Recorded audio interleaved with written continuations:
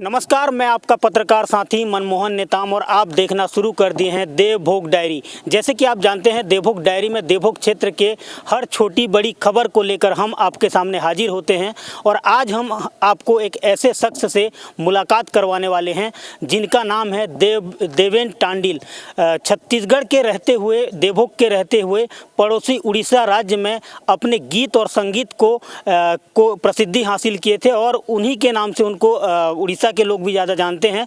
और उनका जो गीत है, संगीत है, वो उड़ीसा के सभी प्रदेश, उड़ीसा के सभी जिलों में, सभी जगहों पर फेमस हुआ था, प्रसिद्ध हुआ था। और उनसे हम सीधे बात करते हैं, वो देवेन टांडिल से। देवभोग डायरी में आपका स्वागत है। सभी बंधुओं को मेरा सबसे पहले नमस्कार। आप पेशे से एक शिक्षक हैं। सबसे पहले तो आप अपना थोड़ा सा परिचय बता दीजिए ताकि दर्शक जानना चाहेंगे आप कहाँ के रहने वाले हैं और कौन सा पेशे से शिक्षक हैं, कौन सी स्कूल में पढ़ाते हैं, ये थोड़ा सा बता दीजिए आप। जी, मैं टीचर हूँ और अभी वर्तमान में प्राथमिक शाला घोरापदर स्कूल में पदस्थ हूँ और मेरा मूल निवास ग्राम स्थान है करचिया और मैं देवभोग ब्लॉक से विजिट करता हूँ सर। अच्छा, संगीत के प्रति आपकी रुचि कैसे हुई और कैसे आप संगीत को अपना हथियार बनाए? और सबसे पहले आप संगीत में, जिस लाइन में आप संगीत में आए, क्योंकि आप पेशे से शिक्षक हैं, लेकिन संगीत को कैसे आपने हथियार बनाया और कब से आपकी रुचि हुई संगीत में? देखिए सर, मैं बचपन से ही संगीत के प्रति मेरा ज़्यादा इंटरेस्ट था। मैं संगीत को ज़्यादा ध्यान देता था। पढ़ाई के साथ साथ भी मैं संगीत को बहुत ज़्यादा अपने माइंड में लेके मैं हर समय सा संगीत को ही ज़्यादा अपना रुचि समझा। और मैं एक छत्तीसगढ़ का निवासी होके, देवभोग ब्लॉक का निवासी होके भी मेरे मन में उड़ीसा के प्रति और उड़ीसा के जो गीत है उनके प्रति मेरे में आकर्षण महसूस हुआ। और मैं उड़ीसा का न होकर भी मैं राइटर भी बना और बहुत सारा गीत भी गाया और बहुत सारा गीत लिखा भी। क्योंकि देवभोग तीनों दिशाओं से उड़ीसा से घिरा हुआ है और हम लोगों का कहीं ना कहीं रोटी बेटी का संबंध है। और यहाँ पर अक्सर उड़िया की जो उड़ीसा संस्कृति देखी जाती है और उड़िया गाना यहाँ पर सुनते हैं लोग। तो आपने सबसे पहले कौन सा गाना लिखा और कौन से गाने को आपने एल्बम में लाना चाहा?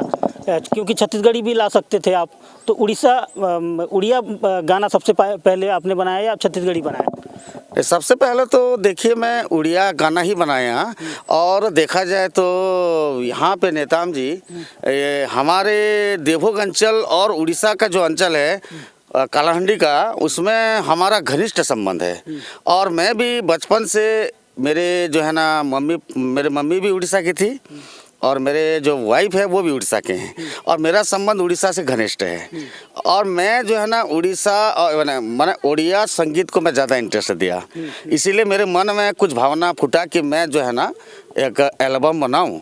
और सबसे पहले मैं, मेरे मन में ये एक पैथोलॉजिक एल्बम बनाने का, जो बेवफाई मतलब आजकल के जनरेशन में, आजकल की जो जो चल रहा है, तो बेवफाई सॉन्ग बनाने का सबसे पहले मैं माइंड दिया। और उसमें सबसे पहले मैं ओडिया एल्बम झरना समानो का जो है ना एल्बम सबसे पहले मैं जो है ना रिलीज करने का प्रयास किया और सक्सेस भी हुआ। और उसमें मेरे को जितना ज़्यादा पब्लिक का सपोर्ट मिला कि मैं आपको क्या बताऊं। थोड़ा सा वो गानों को थोड़ा सा हमारे दर्शक सुनना चाहेंगे, क्योंकि पहला गाना था आपका और पहले गाने में आप उस गाने से इतना प्रसिद्ध हुए क्योंकि अभी भी हर समारोह में वो गाना चलता है। तो उस गाने का आपने वीडियो एल्बम भी बनाया था, उसके बारे में तो बाद में बात करेंगे। वो गाने का 2 लाइन थोड़ा सा अच्छा हमारे दर्शकों को सुनाएंगे? हाँ सर, मेरे सबसे पहले मेरे हृदय से जो गीत निकला था, जिसमें मैं राइटर था और वो गीत को मैं खुद लिखा था और वो गीत इतना फेमस हुआ सर, मैं आपको थोड़ी सी उसका झलक सुनाना चाहूँगा। वो गीत है, झरना समान मोर आँखिने रे प्रिया लुह झरी जाऊचे, मनर कथा महसी ना जाने रे साथी भूली नाई होची, केंतार लागी सजनी लो कैतिर लागी सजनी मते सज मिलुची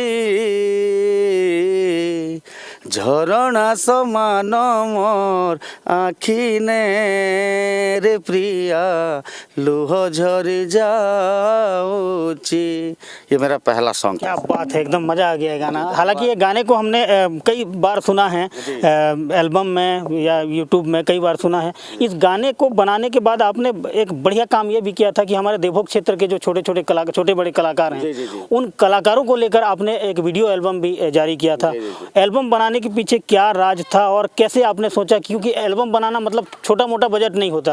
आपको एल्बम बनाया और यहाँ के लोगों को भी, कलाकारों को भी आपने लिया, क्या चुनौतियाँ थी उस एल्बम बनाने में, क्योंकि काफ़ी लंबा उसमें बजट लगा? हाँ, बजट तो लगा, लेकिन सर संगीत के क्षेत्र में बजट का कोई मतलब नहीं रहता। सबसे पहले संगीत के क्षेत्र में बजट का कोई मतलब नहीं रहता। मैं चाहता था कि मेरे देवभोग अंचल के जितने भी मेरे भाई हैं जो संगीत के क्षेत्र में जो है ना ज़्यादा इंटरेस्ट दे रहे हैं, मैं उनको आगे लाने के लिए एक टीचर होने के नाते भी मैं समय निकाल कर उनको मैं आगे लाने का प्रयास किया। और जितने भी मेरे सहयोगी साथी थे, उन्होंने मेरा एल्बम को जितने सुंदर ढंग से शूटिंग किए, सहयोग दिए, एक्टर बने, मैं बहुत खुशी हुआ। लेकिन बीच में थोड़ी सी मेरे घर का प्रॉब्लम होने के कारण और स्वास्थ्य में थोड़ी सी प्रॉब्लम होने के कारण मैं गैप किया। लेकिन अभी भी मेरा बहुत सारी एल्बम है, आप लोग कुछ सुने हैं या नहीं सुने तो बता नहीं सकता, लेकिन कम से कम मैं 10-15 एल्बम बना चुका हूँ, अभी गाया भी हूँ और गीत भी लिखा हूँ मैं।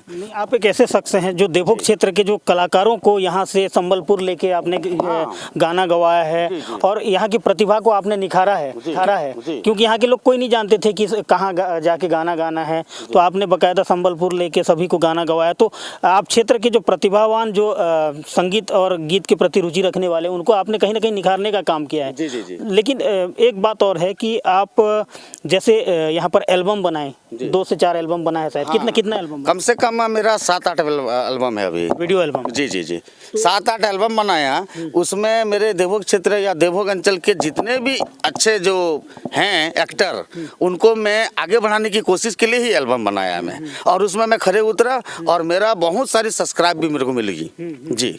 अभी आने वाले समय में और क्या नया देखने को मिल सकता है? देखिए सर, 2025 में मैं बीच में गैप कर दिया था, लेकिन 2025 नया साल में बहुत सारे मेरे जितने भी सहयोगी साथी हैं और जितने भी जो मेरे सपोर्टर हैं, उनको 2025 में बहुत सारे एल्बम के गीत और शूटिंग, एल्बम का शूटिंग और एल्बम का गीत देखने को मिलेगा। तो उसमें स्थानीय जो देवभोग क्षेत्र के जो युवा हैं उनको मौका मिलेगा या बाहर के लोग? देखिए सर, मैं तो केवल अकेला मैं नहीं चाहता कि मैं आगे बढ़ूं। मैं चाहता हूं कि मेरे देवभोग अंचल के जितने भी अच्छे नौजवान संगीतज्ञ हैं, जो संगीत के प्रति रुचि लेते हैं, उन लोग मेरे साथ साथ मेरे से भी और आगे बढ़े। मैं यही चाहता हूँ। और मैं चाहता हूँ, और मेरे देवभोग अंचल में मैं देखा कि मेरे उड़ीसा के जितने भी साथी थे, उन लोग तो मेरा सपोर्ट किए, लेकिन देवभोग अंचल के साथियों में भी संगीत के क्षेत्र में कमी नहीं है और उन लोग मेरे सपोर्ट में हैं। और उन लोग का अभी मैं जो एल्बम बनाऊंगा, जो गीत लिखूंगा और गाऊंगा, उसमें मेरा देवभोग अंचल के बहुत सारे मेरे दोस्त होंगे और देखने का पब्लिक को मौका मिलेगा। एल्बम आपने वीडियो एल्बम बनाया, वीडियो एल्बम में हम देखे हैं कि आप सबसे ज़्यादा जो शूटिंग का स्थान है वो देवभोग को ही चुना था। चाहे वो देवभोग कॉलेज की बात हो या फिर देवभोग का और भी जगह, चाहे वो आपका इरिगेशन विभाग हो, मतलब देवभोग को ही आप प्रमुख चुने। तो देवभोग को क्या ज़्यादा पर्दे में दिखाना चाह रहे थे? जी देखिए सर, मेरा जन्माइश ही देवभोग है और देवभोग अंचल को यदि मैं अपना नहीं समझूं तो किसको समझूं। मैं चाहता था कि मेरे देवभोग क्षेत्र का, माने देवभोग क्षेत्र के बारे में लोगों को आकर्षण हो कि देवभोग क्षेत्र भी कोई कमी नहीं है। अब मेरे यहाँ जैसे अपना सुंदरलाल शर्मा जो कॉलेज है, वहाँ भी मैं शूटिंग कराया परमिशन लेके, बिना परमिशन के तो नहीं होता। फिर तहसीलदार महोदय और थाना प्रभारी महोदय, ये सब मेरे को परमिशन दिए और परमिशन के पीछे बहुत सारे उन लोग मेरे को सुविधा दिए। और देवभोग का पहला शख्स मैं, जो इतना बड़ा माना कार्यक्रम का आयोजन किया, शूटिंग किया, पहली बार देवभोग क्षेत्र वाले को मैं जगाया। मैं अपने लिए नहीं जगाया, मैं अपने क्षेत्र के भी मैंने क्षेत्र के लोगों को जगाया। मतलब देवभोग क्षेत्र में प्रतिभा की कमी नहीं है? कमी नहीं है, अभी भी नहीं। थोड़ा सा निखारने की कमी थी और चीज़ को मैं निखारने का प्रयास किया हूँ। और मेरे क्षेत्र के सभी जितने भी संगीत के क्षेत्र में रुचि देने वाले मेरे साथ रह के बहुत कुछ निखर चुके हैं। इसीलिए मैं सोचा कि देवभोग क्षेत्र के ही एरिया को शूटिंग के लिए लिया जाए। मैं कुमड़ी का जो अपना जो ब्रिज है उसमें भी शूटिंग कराया। और मेरे जितने भी शूटिंग वाले जो उड़ीसा के कलाकार भी जो हीरोइन के रोल अदा किए, उन लोग भी बहुत अच्छा मेरे को सहयोग प्रदान किए। जी। टोटल कितने एल्बम का शूटिंग देवभोग में? अभी तक देवभोग में 5 एल्बम का शूटिंग किया हूँ मैं। जी। और शायद और एक गीत बच गया है जिसका एल्बम बनना बाकी था और वो लोगों का काफी एकदम काफी मांग था वो गाना। लेकिन उस गीत मेरे जीवन का मैं भूला, ऐसा गीत मेरे लाइफ में कहाँ से आया मैं इसके बारे में बोल नहीं सकता। गाना कैसे लिखे वो गाना को? कैसे मैं लिखा मेरे को खुद समझ में नहीं आता। मैं रात के 12 बजे उठा और वो गीत मैं लिखा था। और वो गीत को थोड़ा सा लंबा सुनाएंगे क्योंकि दर्शक वो गीत को ऑडियो में तो सुने हैं लेकिन वीडियो वो देखने को नहीं, वीडियो बन नहीं सका कुछ कारणवश। मैं आपको पहले भी बताया कि मेरे में कुछ घरेलू थोड़ा सा प्रॉब्लम होने के कारण उसका मैं शूटिंग नहीं कर पाया। लेकिन मेरा बहुत मनसा था कि उसका एल्बम शूटिंग कराऊं। लेकिन थोड़ा सा वो गीत थोड़ा सा लंबा गुनगुनाएंगे। जी। क्योंकि वो गीत काफी प्रसिद्ध था लेकिन एल्बम हालांकि देखने को नहीं मिला था। जी। बेदी साले सजी धजी लाल पाड़ साड़ी पिंदी नेउ छुलो सात फेरा मते एकला छाड़ी करी मोर मन के भांगी देई नेउ छुलो सात फेरा जा रे साथी जा तो साथी घर जा रे बेवफा तो प्रिया घर जा। तो लड़की का उसमें सुन। हाँ, उसको भी। और लड़की बोलती है मते बुझी नहीं जानो छु मते भाभी नहीं पारो छु मोरे आखिरे लुह देखिबी मते बेवफा कहूछु मते बुझी नहीं पारुछु मते भाभी नहीं पारुछु मोरे आखिरे लुह देखिबी मते बेवफा कहूछु जाऊ छरे साथी तोते एकला करी खुशी रहिबा तोरी दुनिया जा रे साथी जा तो प्रिया घर जा रे बेवफा तो प्रिया घर जा। क्या बात है एकदम। मतलब ये गाना काफी प्रसिद्ध हुआ था लेकिन इसमें थोड़ा सा वीडियो का कमी हो गया। लोग इसका तो बनाया था सॉन्ग लेकिन इसका एल्बम शूटिंग नहीं कर पाए। वीडियो शूटिंग आने वाले समय में जरूर ये गाना मैं प्रण किया हूँ कि इसका अभी 2025 जनवरी फरवरी के बीच में ये गाना का आप लोग को जो है ना एल्बम देखने को मिलेगा। 100% गारंटी है। जी बोलिए सर। आप एक शिक्षक हैं और संगीत को कितना समय देते हैं और पेशे से शिक्षक हैं तो कितना उसमें तालमेल बिठाना पड़ता होगा या कितना थोड़ा सा समय देना पड़ता होगा? जी सर, मैं पेशे से टीचर हूँ। मेरे को स्कूल के बच्चों का भी ध्यान रखना पड़ता है। इसीलिए मैं स्कूल टाइम में नो डिस्टर्ब, मैं बच्चों को डिस्टर्ब करना नहीं चाहता और मैं टाइमिंग में स्कूल जाके जो है ना बच्चों को पढ़ाई वगैरह सब ओके करवाने के बाद मैं स्कूल से आने के बाद ही ये सब चीज़ करता हूँ। मैं माना किसी प्रकार की स्कूल के अंदर में मैं ये सब चीज़ का ध्यान नहीं देता क्योंकि मेरे साथ मेरे बच्चों का भविष्य का सवाल है। इसीलिए मैं अलग टाइम निकाल के जो है ना मैं अपना ये संगीत के क्षेत्र में अपना कदम रखना चाहता हूँ। आने वाले समय में आप वीडियो एल्बम बनाने का भी बात कहे हैं अभी, तो क्या देवभोग के युवाओं को क्या मैसेज देना चाहेंगे? क्योंकि कई ऐसे युवा हैं जो संगीत गीत के प्रति रुचि रखते हैं लेकिन कोई मंच नहीं मिल पाता। आपने पिछली बार मंच दिया, कई जो युवा हैं वो बाकायदा अच्छा वहाँ पर एक्टिंग किए हैं। इस बार युवाओं के लिए क्या मैसेज देना चाहेंगे? देखिए सर, मैं सुनने को मेरे को मिला है कि हर युवा चाहते हैं कि मेरे को नौकरी लगे, मेरे को जॉब मिले, लेकिन आपको ये मालूम नहीं है कि संगीत के क्षेत्र में जितना जॉब के बराबर उससे दुगुना तिगुना भी आप लोग को बेनिफिट मिल सकता है। माने आप यदि बहुत अच्छे कलाकार बनोगे तो संगीत के क्षेत्र में भी आप अपने परिवार के लिए, अपने देश के लिए, अपने गांव के लिए, अपने क्षेत्र के लिए बहुत कुछ आगे बढ़ सकते हैं। इससे हम अपना परिवार का भी जो है ना लालन पोषण हो सकता है, लेकिन इसको कोई ध्यान नहीं देता। केवल समझते हैं कि ये सब सिर्फ नौकरी, संगीत में ही ये कुछ नहीं होता, केवल नौकरी में ही जो है ना बेनिफिट है, नौकरी में ही जो है ना वेतन मिलता है, वो ऐसा नहीं है। आप देखिए इतने बड़े बड़े सिंगर हैं, क्या उन लोग को नौकरी से ही उन लोग आगे बढ़े क्या? ऐसा नहीं है। कला भी बहुत बड़ा जो है ना रोजगार है, और रोजगार है, और कला भी बहुत बड़ा चीज़ होता है। इसको आप ध्यान दीजिए और कला के क्षेत्र में आगे बढ़ने के लिए कोशिश कीजिए। तो आने वाले समय में मैं बता रहा हूँ आपको, मैं एक टीचर होने के नाते भी कला को मैं क्यों पसंद किया, क्योंकि कला हर किसी के माने नजरे में जो है ना कला जो है ना नहीं होता। ऊपर वाला माता सरस्वती जिसके हृदय में विद्यमान होती है उसको कला मिलता है। और माता सरस्वती इतना भी क्या नहीं है कि आप केवल गीत गाएं, गाना गाएं तो आप केवल इतना तक सीमित नहीं, कला के क्षेत्र में बहुत कुछ आगे बढ़ सकते हैं। जो नौजवान साथी हैं, मैं उनको ये संदेश देना चाहता हूँ कि आप लोग केवल पढ़ाई और माने नौकरी में ही व्यक्ति का जो है ना विकास हो सकता है, आगे बढ़ सकते हैं, ऐसा नहीं है। कला के क्षेत्र में बहुत बड़े बड़े व्यक्ति, मैं तो आप लोग के सामने छोटा हूं, लेकिन बहुत बड़े बड़े व्यक्ति कला के क्षेत्र में कितना आगे बढ़ चुके हैं, वो संदेश मैं 2025 में मेरे देवभोग अंचल के क्षेत्रवासियों को देना चाहूँगा कि आप लोग भी कला में जुड़िए और अपना जो है ना, जो भी अपना कला का जो प्रोग्रेस है उसको आगे बढ़ाएं और अच्छा से जो है ना नाम देवभोग अंचल का नाम रोशन करें। मैं यही चाहता हूँ। देवभोग में ऐसा कोई साधन नहीं है कि लोग वीडियो एल्बम हो या फिर वीडियो एल्बम की जो रिकॉर्डिंग है वो देवभोग में हो, ऐसा कोई प्रयास चाह रहे हैं आप लोग? हाँ, बीच में हमारे बहुत कुछ साथी चाह रहे थे कि यहाँ कुछ स्टूडियो खोला जाए, जिससे हमारे जितने भी देवभोग अंचल के जो संगीत प्रेमी हैं वो उतना दूर न जा सके। तो देवभोग में उसका जो है ना स्टूडियो खोलने का प्रयास किया जाए बोल के किया गया था, लेकिन कुछ कारणवश नहीं हो पाया।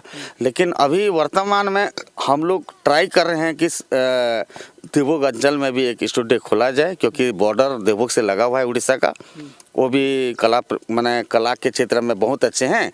तो हम लोग भी जो है ना चाहते हैं कि देवभोग अंचल में भी स्टूडियो खोला जाए, लेकिन इसके लिए हम लोग को चाहिए कि हम प्रार्थना करते हैं हमारे जो सरकार हैं, जो हमारे विष्णुदेव साय जी हैं, हमारे जो सीएम हैं, वो संस्कृति तो संस्कृति होती है, जो भी संस्कृति हो, देश की संस्कृति होती है, उसको मद्देनज़र रखते हुए हमें जितने भी हमारे देवभोग अंचल के कला प्रेमी हैं उनको हमारे सरकार जो अभी वर्तमान में श्री विष्णुदेव साय जी हैं वो कुछ सहयोग हमें प्रदान करें या हमें कुछ आश्वासन दे कि हम जो है ना आगे बढ़ सकें, हमारे जितने भी हमारे संगीतज्ञ हैं। उड़ीसा का गाना तो चल रहा है खैर, लेकिन छत्तीसगढ़ में हम रहते हैं तो छत्तीसगढ़ी गीत को लेकर भी कोई प्रयास हो रहा है, फिर आगे कुछ किए हैं क्या छत्तीसगढ़ी गीत? देखिए सर, हम तो खुद ही छत्तीसगढ़ी हैं, छत्तीसगढ़ियाँ हैं, और हम चाहते हैं कि हमारे छत्तीसगढ़ का जो है ना विकास हो और ज़्यादा कला माने निखरे।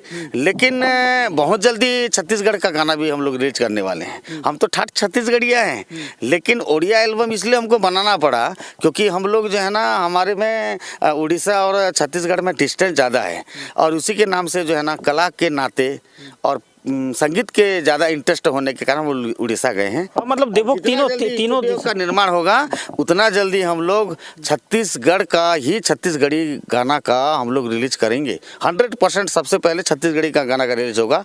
लेकिन हम चाहते हैं कि हमको कुछ हमारे देवभोग अंचल के जो हमारे नेता भाई हैं जितने भी हैं वो हमको सहयोग करें, आगे बढ़ाएं, हम यही चाहते हैं बस। तो आने वाले समय में उड़िया गाना में और क्या कुछ नया देखने सुनने को मिलेगा? उड़िया के साथ साथ छत्तीसगढ़ी देखने को भी मिलेगा नेताम जी।